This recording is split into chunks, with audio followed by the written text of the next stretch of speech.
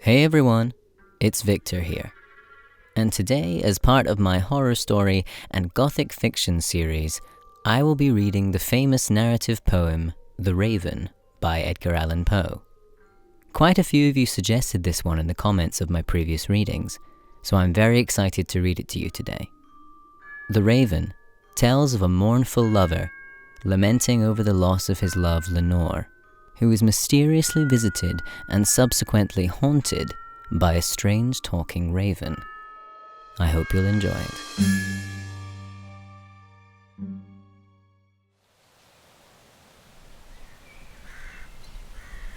The Raven by Edgar Allan Poe.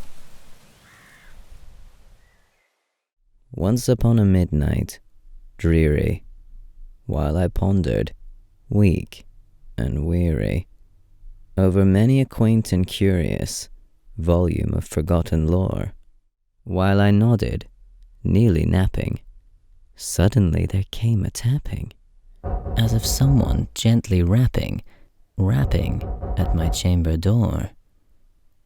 "'Tis some visitor," I muttered, tapping at my chamber door. "Only this, and nothing more."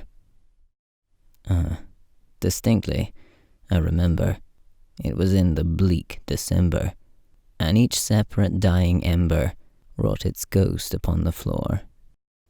Eagerly I wished the morrow, vainly I had sought to borrow from my books surcease of sorrow, sorrow for the lost Lenore, for the rare and radiant maiden, whom the angels name Lenore, nameless here, forevermore.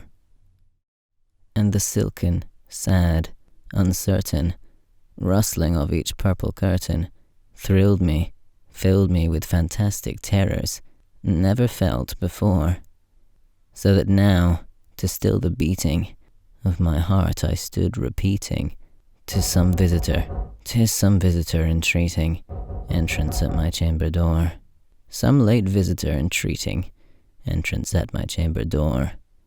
This is it, and nothing more." Presently my soul grew stronger, hesitating, then no longer. "Sir," said I, "or madam, truly your forgiveness I implore, but the fact is I was napping, and so gently you came rapping, and so faintly you came tapping at my chamber door, that I scarce was sure I heard you. Here I opened wide the door. Darkness there, and nothing more.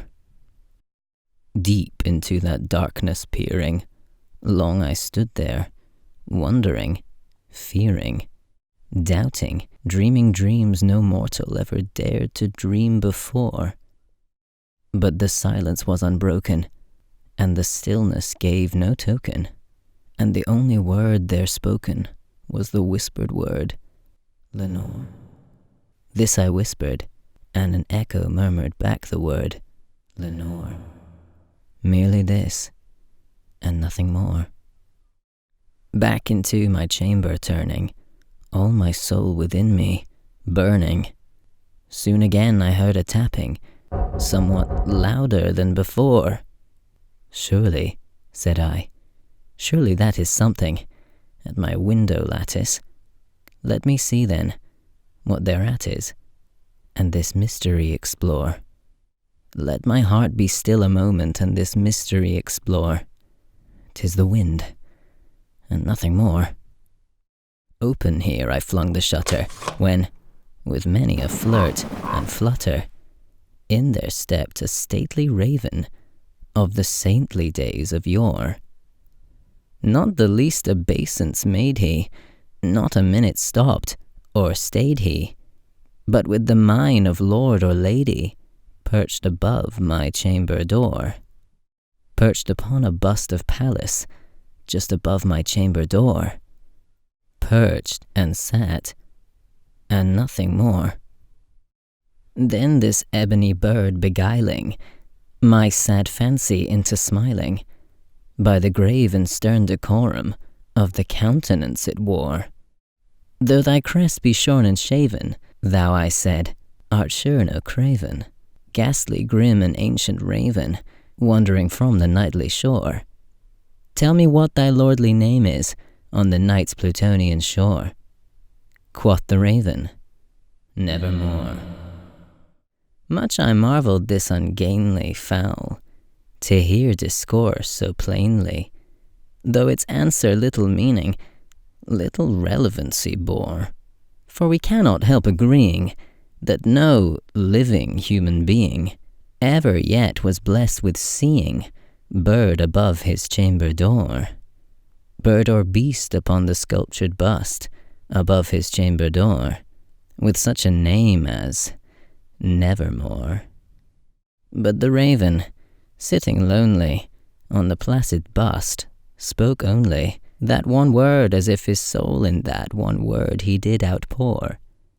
Nothing farther then he uttered, not a feather then he fluttered, till I scarcely more than muttered, other friends have flown before. On the morrow he will leave me, as my hopes have flown before. Then the bird said, Nevermore. Startled at the stillness broken by reply so aptly spoken, Doubtless, said I, what it utters is only stock and store, caught from some unhappy master, whom unmerciful disaster followed fast and followed faster, till his songs one burden bore, till the dirges of his hope that melancholy burden bore, of nevermore. But the raven, still beguiling all my fancy into smiling, straight I wheeled a cushioned seat in front of bird and bust and door. Then, upon the velvet sinking, I betook myself to linking fancy unto fancy, thinking what this ominous bird of yore, what this grim, ungainly, ghastly, gaunt and ominous bird of yore meant in croaking Nevermore. This I sat, engaged in guessing, but no syllable expressing, to the fowl whose fiery eyes now burned into my bosom's core. This and more I sat divining, with my head at ease, reclining on the cushion's velvet lining that a lamplight gloated o'er, but whose velvet violet lining with the lamplight gloating o'er she shall press. Nevermore. Then, methought, the air grew denser, perfumed from an unseen censer, swung by seraphim whose footfalls tinkled on the tufted floor. Wretch, I cried, thy God hath lent thee, by these angels he hath sent thee, respite and nepenthe from thy memories of Lenore. Quaff this kind nepenthe, and forget this lost Lenore. Quoth the raven, Nevermore. Prophet, said I, thing of evil, prophet still if bird or devil, whether tempter sent or whether tempest tossed thee here ashore.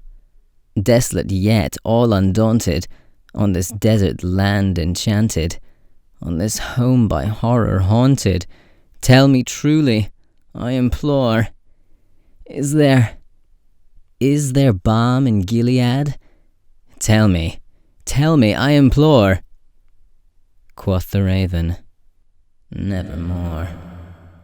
Prophet, said I, thing of evil, prophet still if bird or devil, by that heaven that bends above us, by that God we both adore, tell this soul with sorrow laden, if within the distant Aidenn it shall clasp a sainted maiden, whom the angels name Lenore, clasp a rare and radiant maiden, whom the angels name Lenore. Quoth the raven, Nevermore. Be that word our sign of parting, bird or fiend," I shrieked, upstarting. "Get thee back into the tempest and the night's Plutonian shore. Leave no black plume as a token of that lie thy soul hath spoken.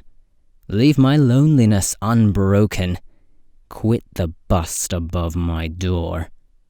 Take thy beak from out my heart, and take thy form from off my door." Quoth the raven, "Nevermore." And the raven, never flitting, still is sitting on the pallid bust of Pallas, just above my chamber door. And his eyes have all the seeming of a demon that is dreaming, and the lamplight o'er him streaming throws his shadow on the floor. And my soul from out that shadow that lies floating on the floor shall be lifted nevermore.